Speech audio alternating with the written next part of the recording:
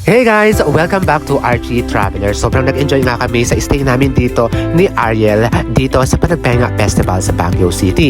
Nakakita kami ng mga pwedeng pasalubong na pwede namin dalhin pag uwi namin ng Kasiguran Aurora. Nag-post nga tayo sa Facebook ng strawberry na makikita natin dito sa Session Road. Kaya lang wala talaga kaming pambili, tapos nagulat na lang ako dahil ang daming comment at gusto magpabili ng mga strawberry. So nagtanong nga ako dito sa Facebook kung sino yung gusto magpadadala ng strawberry. So yun nga, marami nag-comment dito sa Facebook, pero wala naman nag-send sa atin ng Gcash kung magkano ang bibili nilang strawberry.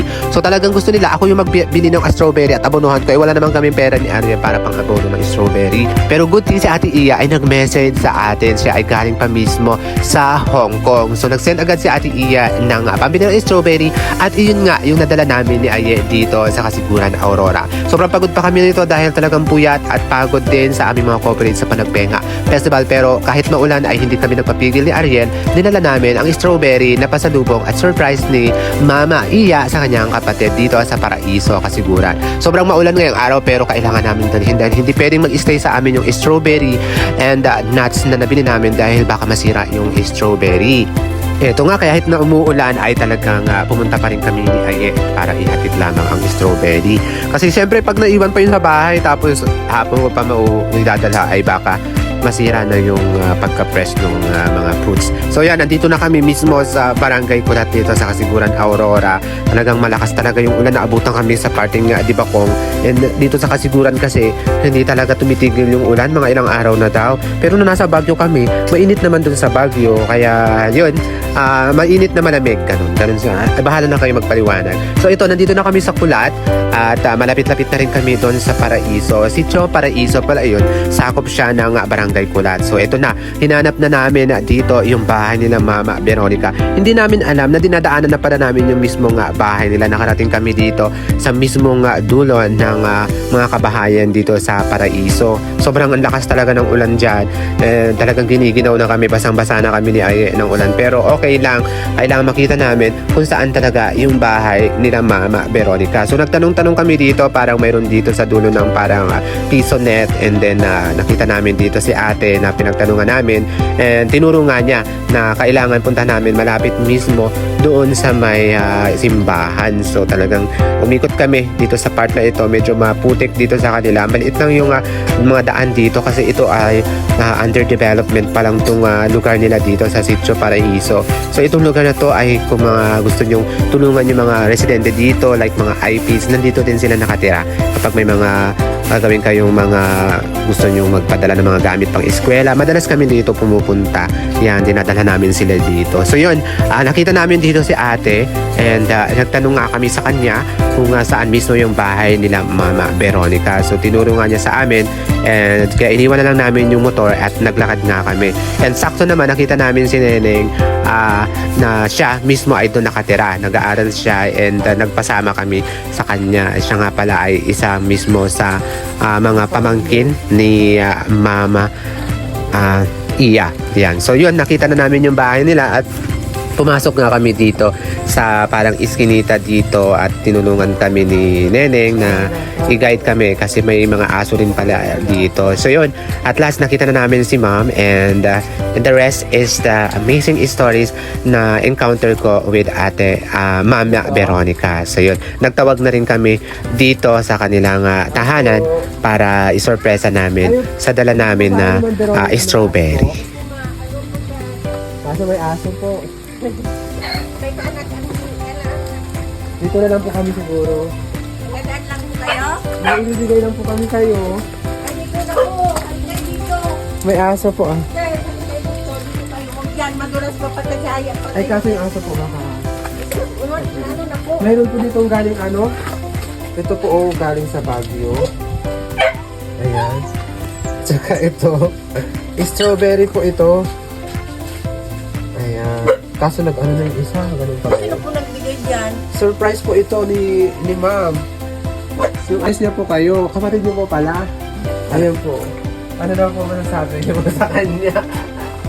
Oh, hindi ako maniniwala na nagbigay ng ganyan. Binigay niya po, surprise niya. Galing po kami Baguio kahapon. Bakit? Namating na bagas yan? Hindi pa. Sabi niya, i-surprise daw po niya kayo. Hindi ako maniwala na nagbigay siya ng... Hindi po, ano yan, galing po kami Kasi dala. nagpadala ng Ah. Silver Eye. Nagulat nga po kami, tapos nag-message siya dun sa akin sa Facebook. Ang sabi niya, i-surprise ko. Tama nga pala, ate nga pala yung sabi niya doon.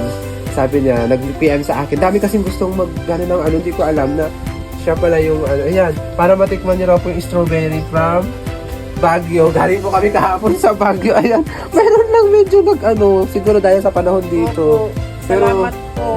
Tatlo yung binili niya, tsaka ito, yung peanut brittle nut daw. Ayan. May kakain. Ito pa, anak niyo po yan. Hindi po ako po. Apo niyo rin. Yan na lang po ang kasama ko dito sa bahay. Dalawa silang magkapatid. Tikman niyo yung strawberry galing kay tita. Tita niya po ano? Tita niya. Kita mo. Ay hindi. Lula niya Ano rin. lang? Ang tita, ang ano, yung kapatid ko, ay yung anak ko. Siya yung nagturo sa amin ng daan. Hmm. Galing kami sa Baguio kahapon. 3 araw kami doon. Tapos nagbili kami ng mga pasalubong. Hitangin kayo ng yung dinalhan mo. Dinala Tiga namin. saan po kayo? Taga Bianuan, kasiguran pa. Ay, kasiguran. Hinatid lang namin para po ito dito sa inyo. Kaya sabi ko, ihahatid ko. Maraming salamat, sir. Ayun pa, ano po masasabi nyo kay ma'am? Ayan. Dito so, sabi niyo. Ading salamat sa ano mo, na pa-surprise mo na hindi ko alam, hindi ko inaasahan. Salamat, maraming salamat. Maraming salamat, Ading. Maraming salamat. Salamat din, sir. Maraming salamat. Ano ba? Hindi. Wala po siyang sinabi sa'yo, basta nagkumustahan lang kayo. Wala. Ading, may dadating din na ganito, ganyan, hindi lang niya sinabi yung gano'n. Baka may dumating, sabi niya. Ay, hindi, wala, basta wala. Basta sabi niya may dadating. Basta wala siyang sinabi. Wala siyang sinabi. Meron akong ano ate dyan, hindi niya sinabi yung gano'n. Hindi. Hanggang hindi ma'am Basta nag-ano lang kaming dalawa, Dalawa kasi matamis. Matamis siya. Tikman mo na Neng, ay ugasan ng kamay Neng. Kasi may nabili kami, Galing ka sa school. may nabili po kami, hindi siya matamis. Pero ito talagang kakapitas nila to. Tapos nagreklamo pa nga ako dito, sabi ko, bakit ang liit nung nandun sa may yung lagayan?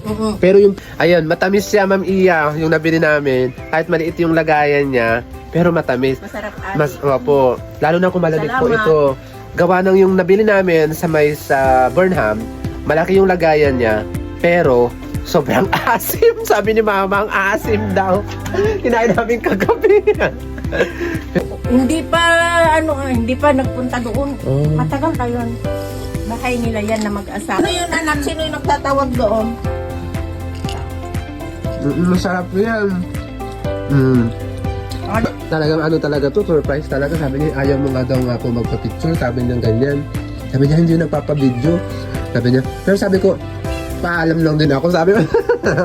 Tapos dyan, mas kisimento na yung daan. Motor pa yata niya to. Sa tatay na.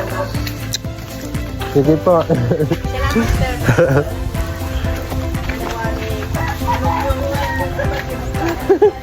Kaya nga po. Nakahatid na namin kay Ma'am Veronica yung strawberry.